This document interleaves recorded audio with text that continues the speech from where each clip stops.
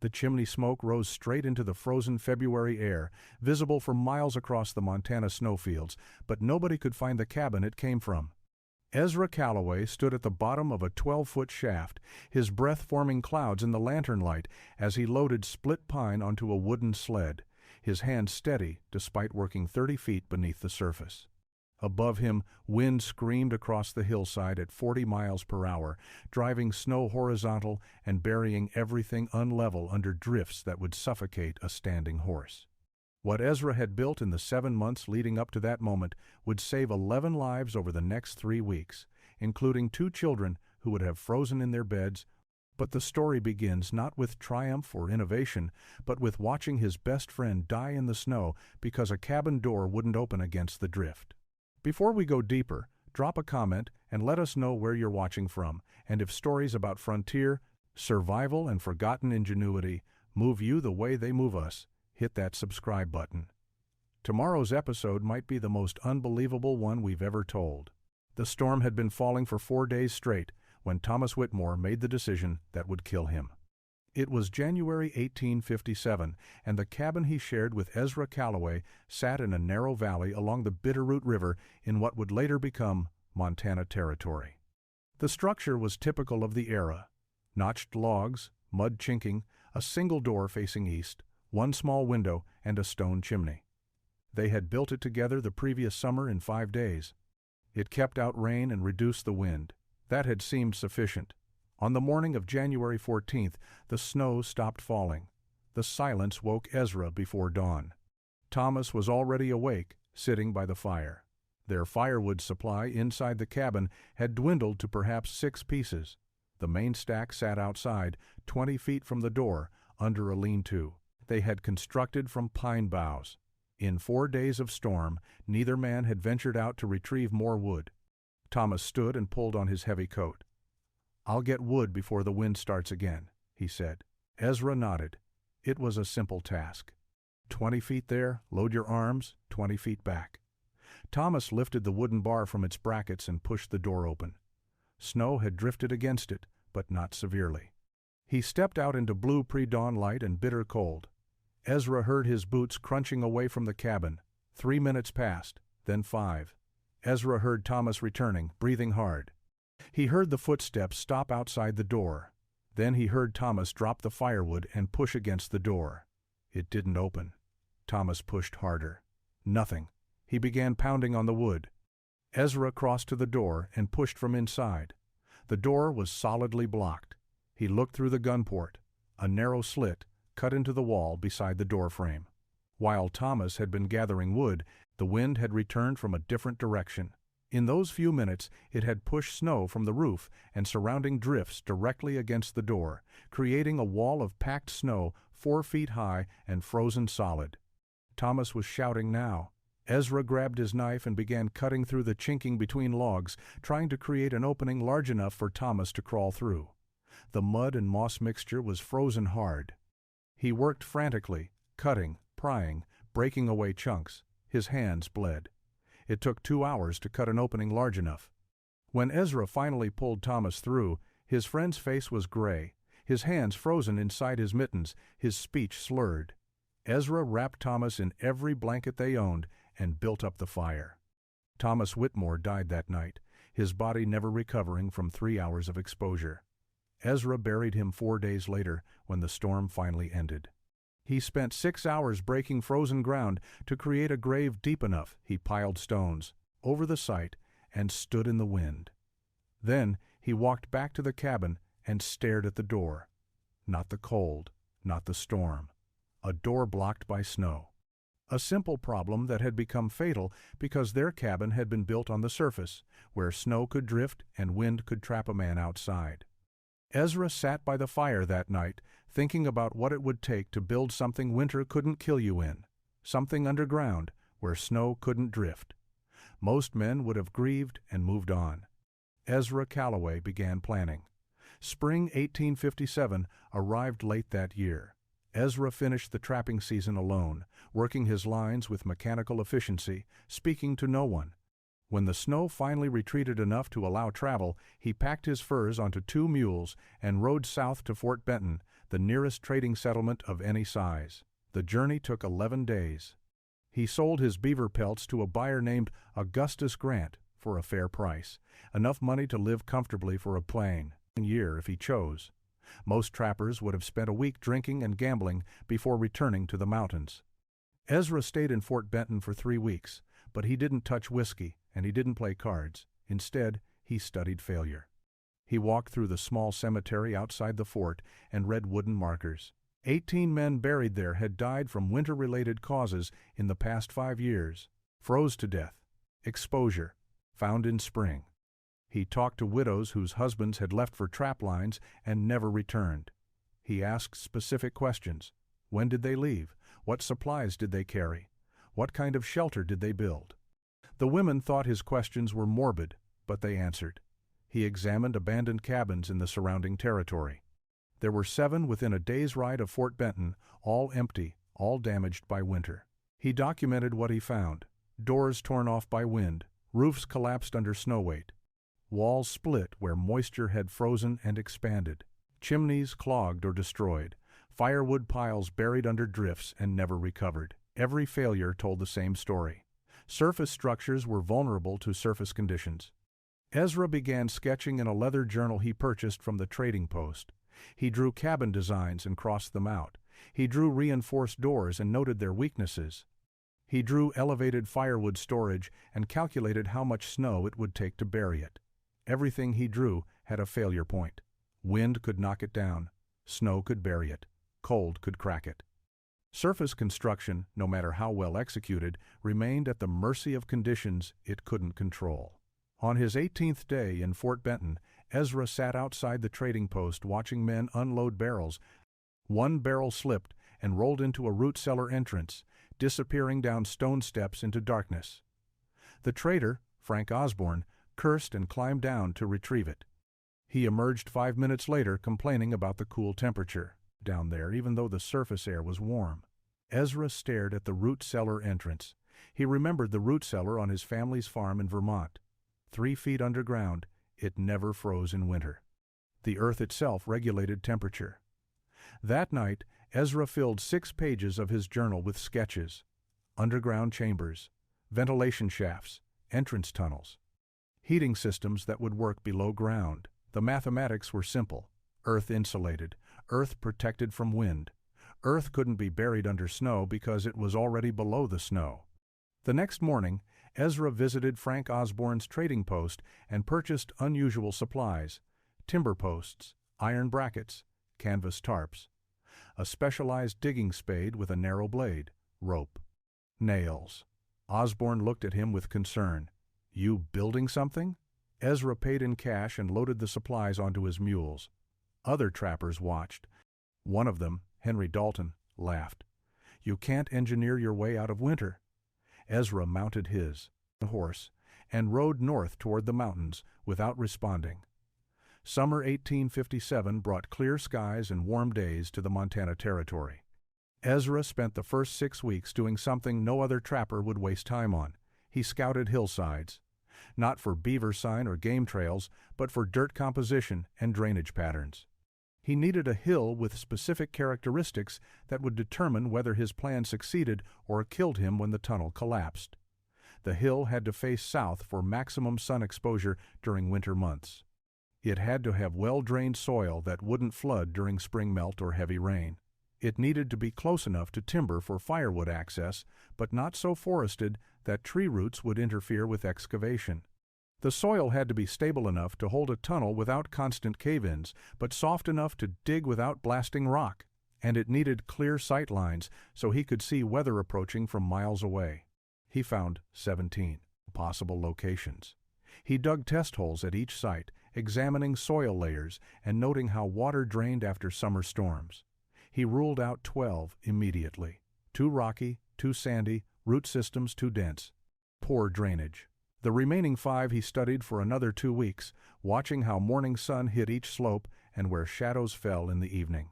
On the morning of July 23rd, Ezra made his choice. A gentle rise 30 feet above a creek valley, covered in thin topsoil over stable clay, with bedrock approximately 8 feet down, according to his test excavations. Scattered pine trees provided firewood without creating a root obstacle. The slope angle was gradual enough that he could dig a tunnel without fighting steep grades. A flat area at the base provided space for a temporary camp. He built a lean-to shelter from pine boughs and canvas, just enough to keep rain off his bedroll and supplies. Then he began the real work. The entrance would be the foundation of everything. 6 feet wide to allow equipment and firewood passage.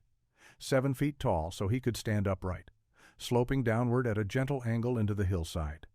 He started digging on July 26th. The first 3 feet were topsoil and easy work. Below that, he hit clay that required the specialized spade he had purchased in Fort Benton. He dug in systematic layers, removing soil bucket by bucket, piling it downslope where it wouldn't interfere with his work. Every 4 feet of progress, he installed timber posts to support the ceiling, bracing them with horizontal beams that transferred weight to the tunnel sides. On August 9th, Henry Dalton rode past and stopped his horse, staring at Ezra standing waist-deep in a hole that disappeared into the hillside. "Building a tomb, Calloway?" Dalton asked. Ezra didn't stop digging. "Building something that won't fail," he said.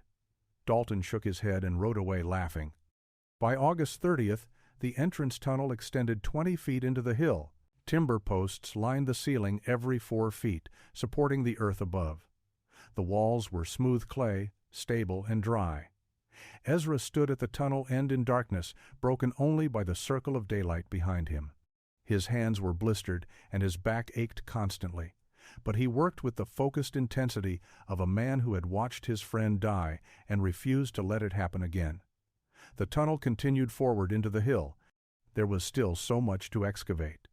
By mid-September 1857, the entrance tunnel reached 40 feet into the hillside. Now came the difficult part. Ezra needed to transform the tunnel end into a chamber large enough to serve as living space and firewood storage. He marked dimensions on the clay walls with charcoal, 20 feet long, 14 feet wide, 8 feet tall. The room had to be large enough for multiple people if necessary, with space for stored wood, sleeping platforms, and a fireplace. He began excavating in layers, working from top to bottom. Removed 2 inches of ceiling across the entire area, then shore it with beams before continuing. The process was slow and dangerous. Twice, small sections collapsed before he could install support timbers, showering him with clay and rocks. Each collapse taught him to work in smaller sections and add reinforcement sooner. The shoring system became a grid of timber beams crossing the ceiling at 3-foot intervals, supported by vertical posts that transferred weight to the floor. He mortised each joint, creating connections that wouldn't shift under load. The timber he used was pine, selected for straightness and strength. Each beam was tested before installation. If it flexed too much under his weight, he rejected it and cut another. The floor required different thinking. Bare earth would become mud with humidity and foot traffic. Ezra spent 4 days gathering flat stones from the creek below his hill. He carried them up one at a time, laying them in the chamber floor in a tight pattern, filling gaps with smaller rocks and packed clay. The result was a solid surface that provided thermal mass and prevented moisture from rising. Ventilation was critical. Without fresh air, the chamber would suffocate anyone inside within hours. Ezra designed 2 shafts. The first angled upward from the back corner of the chamber, rising at a 45-degree angle to emerge on the hillside 30 feet above. This would be his chimney, venting smoke from the fireplace he planned to build. The second shaft ran from the opposite corner to a concealed opening behind a boulder cluster. This intake shaft had a baffle system he constructed from flat stones, creating a zigzag path that would prevent downdrafts while allowing fresh air to enter. Digging the ventilation shafts from inside the chamber was claustrophobic work. The tunnels were only 18 inches wide, barely enough room for his shoulders. He dug upward, removing soil that fell onto his face and chest, working in complete darkness beyond the reach of lantern light. When his spade finally broke through to open air after 3 days of upward excavation, the rush of fresh air into the chamber was immediate and satisfying. On October 7th, young trapper Rob Kellerman visited and climbed into the tunnel, curious about what Ezra had built. He stood in the chamber, looking at the timber-shored ceiling and stone floor, feeling the cool, stable temperature. "You really think this will work?" Rob asked. Ezra explained the design. Earth insulation holds heat. The fireplace warms the stone floor and clay walls. Ventilation prevents suffocation. The entrance tunnel acts as a barrier, keeping exterior cold from reaching the chamber. Rob nodded slowly, impressed despite his doubts. He didn't offer to help, but he stopped laughing. The chamber was complete structurally. Now it needed to become something that could sustain life through winter. Building a fireplace underground required solving problems no frontier mason had documented. Ezra spent the first week of October gathering materials. He needed stones that could withstand repeated heating and cooling without cracking. Sandstone and limestone were too soft. Granite split under thermal stress. He searched the creek beds until he found a deposit of dense basalt, dark volcanic rock that had survived centuries of temperature changes. He carried 200 stones up the hill, selecting each one for shape and durability. The fireplace location was critical. He chose the back corner of the chamber where the chimney shaft already penetrated the ceiling. The firebox itself was compact, 3 feet wide and 2 feet deep, built from carefully fitted basalt stones. He used clay mortar mixed with sand from the creek, creating joints that would seal smoke and withstand heat. The back wall angled forward slightly, designed to reflect heat into the room rather than letting it escape up the chimney. The chimney presented unique challenges. The shaft was narrow, only 18 inches across, angling upward through 30 feet of earth. Ezra lined it with flat stones fitted so tightly that gaps were minimal. At the base where it connected to the firebox, he built a smoke shelf, a horizontal ledge that would prevent downdrafts and redirect heat back into the chamber. The design came from a book about masonry he had studied years ago in Vermont. On October 15th, Ezra lit the first test fire. He used small pieces of dry pine, building the fire slowly, watching smoke rise into the chimney. For the first 10 minutes, smoke filled the chamber, making him cough and question his design. Then the chimney began drawing properly. Smoke flowed upward and disappeared. Fresh air pulled through the intake shaft, creating circulation. The system worked. He let the fire burn for 6 hours, monitoring temperature and smoke flow. The chamber warmed steadily. The stone floor absorbed heat and radiated it back. The clay walls held warmth. By evening, the interior temperature was comfortable enough that Ezra removed his heavy coat. Outside, the October night dropped to near freezing. Inside the chamber, the temperature remained stable and warm. Over the next week, Ezra refined the system. He discovered that small fires burned more efficiently than large ones. The thermal mass of the earth and stone required less fuel to maintain temperature than a surface cabin would. He calculated that he could heat the chamber through an entire winter night using 1/3 the wood a surface cabin would consume. The earth wasn't just protecting him from wind and snow, it was actively helping conserve his fuel supply. On October 23rd, Ezra carried his bedroll into the chamber and spent his first night underground. The experience was disorienting. No wind sounds, no creaking logs, just silence and steady warmth. He woke once during the night and added wood to the fire. The flames reflected off the stone walls and timber ceiling, creating patterns that moved in the darkness. When he emerged the next morning, frost covered the ground outside. Inside the chamber, he had slept comfortably in shirt sleeves. The concept had become reality. Now he needed to fill the chamber with enough firewood to survive the worst winter the mountains could deliver. Late October 1857 marked the beginning of what would consume Ezra for the next 13 months. He needed firewood, not a week's supply or even a month's worth. He needed enough to survive an entire winter underground if necessary, plus reserves for emergencies. He calculated requirements based on his test burns. 4 pieces per day to maintain comfortable temperature. 120 pieces per month.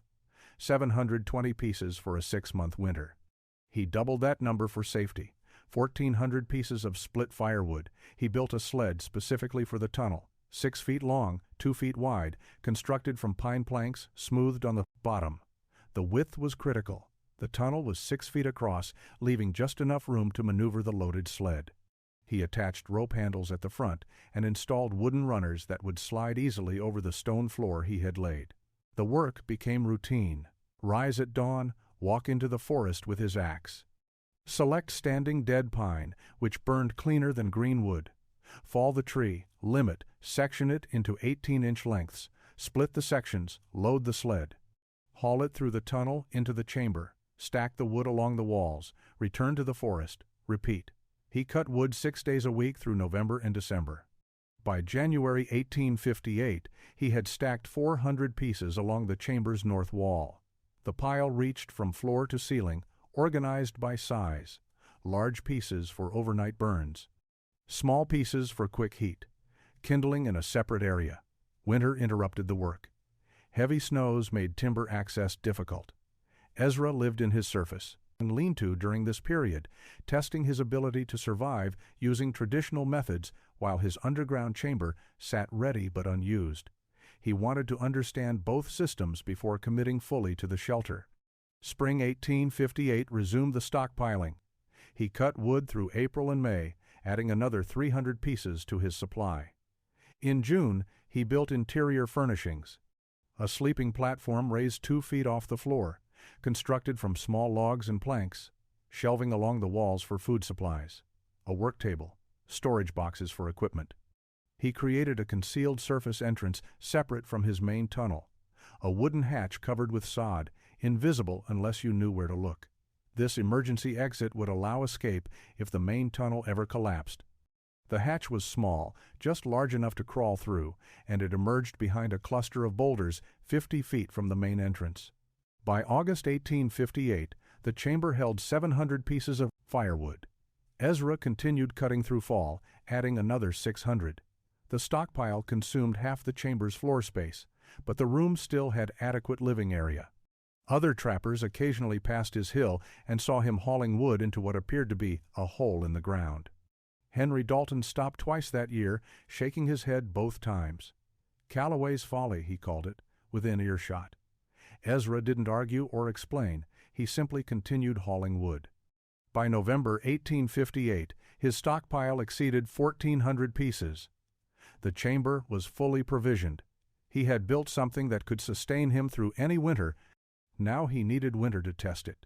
Winter 1858 through 59 arrived in early November with temperatures that dropped fast and stayed low. Ezra decided to test his underground shelter fully. On November 12th, he moved his supplies from the surface lean-to into the chamber. Flour, salt, coffee, dried meat, beans, a few, and books he had carried from Vermont years ago. He sealed the emergency hatch with its sod covering and entered through the main tunnel, pulling his loaded sled behind him. The first night underground was strange, despite his previous test. The silence was absolute. No wind howling, no trees creaking, no animal sounds, just the soft crackle of fire and his own breathing. He lit a small fire in the stone fireplace and watched smoke draw cleanly up the chimney. Within 2 hours, the chamber reached a comfortable temperature. He ate a simple meal and read by lantern light until sleep came naturally. He woke the next morning disoriented by the darkness. No dawn light penetrated the chamber. He had no sense of time until he climbed to the tunnel entrance and saw gray morning sky. The surface temperature was 15 degrees below freezing. Inside the chamber, wearing only a shirt, he was comfortable. The contrast was remarkable. Ezra established a routine. Mornings he would emerge to check weather and hunt if conditions allowed. He discovered that living underground made him more aware of surface conditions. Every trip outside became an evaluation of wind, temperature, snow depth, and sky color. He learned to read weather with new precision because exposure mattered more when you lived somewhere that eliminated most of its effects. December brought heavy snow. Drifts covered his tunnel entrance twice, requiring him to dig out. He modified the entrance design, building a small roof structure that shed snow to the sides. The modification worked. January storms buried the landscape under 4 feet of snow, but his entrance remained accessible. He tracked his firewood consumption carefully. 4 pieces per day proved accurate. Some cold nights required 5. Warm days needed only 3. His stockpile decreased steadily but not alarmingly. By February he had consumed 300 pieces. He had 1,100 remaining. The mathematics of survival were working in his favor. In March, Rob Kellerman arrived looking for Ezra, concerned because no one had seen him all winter. Rob found the tunnel entrance and called down into darkness. Ezra emerged from the chamber and invited Rob inside. The young trapper descended into the earth and stood in the warm, fire-lit space, looking at the organized shelves and the massive woodpile and the comfortable sleeping platform. He touched the stone walls and felt residual heat. "You live down here all winter?" Rob asked. Ezra nodded. Rob shook his head slowly. "And you're not dead or crazy?" Ezra smiled slightly. "Neither." Word spread through the trapping community that spring. Calloway had survived winter in a hole in the ground. Some thought it was a joke, others were curious. Henry Dalton heard the story and dismissed it as exaggeration. But a few trappers who had nearly frozen in January began asking questions. Ezra answered them truthfully. The design worked. Over the next 2 years, he continued refining his shelter, adding storage, improving ventilation, increasing his stockpile to over 2,000 pieces. He was ready for something worse than a normal winter. The test was coming in February 1861. The winter of 1860 to 1861 started normally. Snow fell in November and December with typical patterns. Temperatures dropped but remained within expected ranges. Trappers worked their lines and prepared for spring. Then January arrived, and something changed. The cold deepened beyond anything the oldest trappers could remember. Temperatures fell to 20 below zero and stayed there for days. Brief warming periods brought hope, then the cold returned worse than before. Ezra watched from his tunnel entrance as the weather shifted. He had spent the fall stockpiling as usual, his chamber now holding over 2,000 pieces of firewood. His instincts told him this winter was different. On January 28th, he moved entirely underground and didn't plan to emerge except for absolute necessity. February began with clear skies and brutal cold. Then, on February 4th, clouds moved in from the northwest. The temperature dropped further, 30 below zero, then 35 below. Snow began falling on February 5th and didn't stop. Not the normal intermittent pattern of mountain storms, but continuous heavy snow driven by wind that never ceased. Henry Dalton and his family lived in a cabin 8 miles from Ezra's Hill. The cabin was well built by frontier standards, with chinked logs and a good fireplace. But as the blizzard continued into its 3rd day, Dalton began to worry. His firewood supply sat in an open-sided shelter 30 feet from the cabin. The drift forming against the woodshed was already 6 feet deep. Each trip to retrieve wood meant fighting through snow that resisted every step. By February 8th, Dalton's trips to the woodshed had become dangerous. The temperature had dropped to 40 below zero. Wind chill made exposure lethal within minutes. His wife wrapped cloth around his face before each trip. He would stumble through the drift, load his arms with wood, and fight his way back. The cabin stayed warm only if he made 3 trips per day. His hands developed frostbite despite heavy mittens. The Pritchard family lived on a homestead 12 miles south of Ezra's location. James Pritchard had built a solid cabin and believed himself well prepared for winter, but his firewood supply was running low. He had underestimated consumption during extreme cold. By February 9th, he calculated they had perhaps 10 days of fuel remaining if the cold persisted. His wife Margaret watched their 2 children sleep and tried not to think about what would happen if the wood ran out.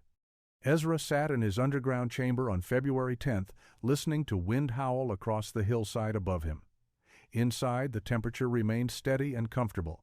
His fire burned small and efficient. The earth surrounding him held warmth and blocked the wind completely. He had enough firewood to last until summer if necessary. His food supplies were adequate. Water came from melting snow he collected during brief surface trips. He was safe and warm while the worst blizzard in recorded frontier history buried the Montana Territory under snow, measured in feet rather than inches. On February 11th, the temperature dropped to 45 below zero. Dalton's cabin chimney developed ice buildup that restricted smoke flow. The interior filled with smoke. His family huddled near the door, coughing, trying to breathe. Pritchard's firewood supply dwindled to 3 days' worth. Neither family knew about the warm chamber beneath a nearby hill. But that was about to change. On February 12th, Henry Dalton made a desperate decision. His cabin was failing. Smoke filled the interior from the block chimney. His firewood supply would last perhaps 5 more days. His children were coughing constantly, he told his wife, to bundle the children in every blanket they owned. They were leaving to seek help. The nearest neighbor was Ezra Calloway, 8 miles north. Dalton didn't know if Ezra was even alive, but staying meant certain death. They left at dawn. The wind had temporarily calmed, but the temperature remained at 40 below zero. Dalton broke trail through waist-deep snow. His wife followed, carrying their youngest child. Their older son struggled behind. The journey that should have taken 3 hours took 7. Dalton's face went numb. His hands stopped responding. He focused only on moving forward, following landmarks he barely recognized under snow. They reached Ezra's Hill in early afternoon. Dalton expected to find a cabin. Instead, he found nothing but white hillside and scattered boulders. Then he saw it. A thin column of smoke rising from the ground itself, barely visible against the overcast sky. He stumbled toward it, following the smoke to its source. Behind a boulder cluster, he found a concealed opening in the hillside.